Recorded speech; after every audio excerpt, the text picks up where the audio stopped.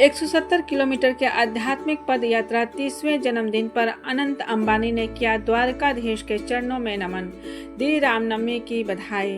अनंत अंबानी की पद यात्रा जामनगर से शुरू होकर द्वारकाधीश मंदिर पहुंचकर समाप्त हो गई। उन्होंने कहा कि हमने भगवान का नाम लेकर यात्रा शुरू की थी और भगवान का नाम लेकर ही समाप्त किया है।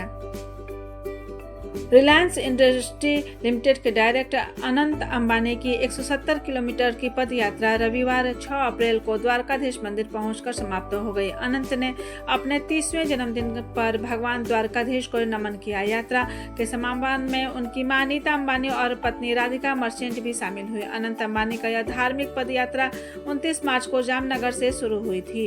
अनंत अंबानी ने इस यात्रा को व्यक्तिगत और आध्यात्मिक यात्रा बताया। उन्होंने कहा कि यह यात्रा श्रद्धा, भक्ति और आशीर्वाद से परिपूर्ण रही। उन्होंने द्वारकाधीश के दर्शन पूजा करने के बाद सभी को रामनवमी की हार्दिक शुभकामनाएं दी।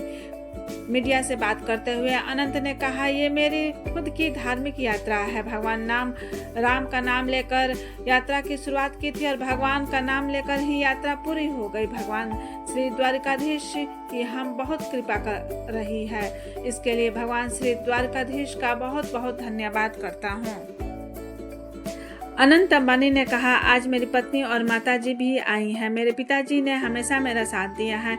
इस यात्रा के लिए उन्होंने मुझे शक्ति दी। मैं अपने दादी, नानी, सास, ससुर, मैं सभी का आभार जताना चाहता हूं। अनंत अंबानी की मां रिलायंस फाउंडेशन की संस्थापक अध्यक्ष नीता अंबानी ने कहा कि एक मां के रूप में सबसे छोटे बेटे अनंत को द्वारकाधीश के इस दिव्य यात्रा की पद यात्रा पूरी करते देखना बहुत गर्व की बात है। उन्होंने कहा, मुझे पिछले 10 दिनों से अनंत की पद यात्रा में शामिल सभी युवा हमारी संस्कृति प्रचार प्रसार कर रहे हैं। मैं द्वारकाधीश से यही प्रार्थना करती हूँ कि अनंत को शक्ति प्रदान करें।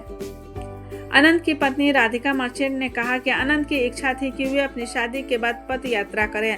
आज उनका 30वां जन्मदिन है। हमें गर्व है कि आज हम यहाँ अनंत का जन्मदिन मना रहे हैं। मैं उन सभी लोगों को शुक्रिया अदा करती हूँ जिन्होंने अनंत की पद यात्रा को सफल बनाने के लिए आशीर्वाद दिया।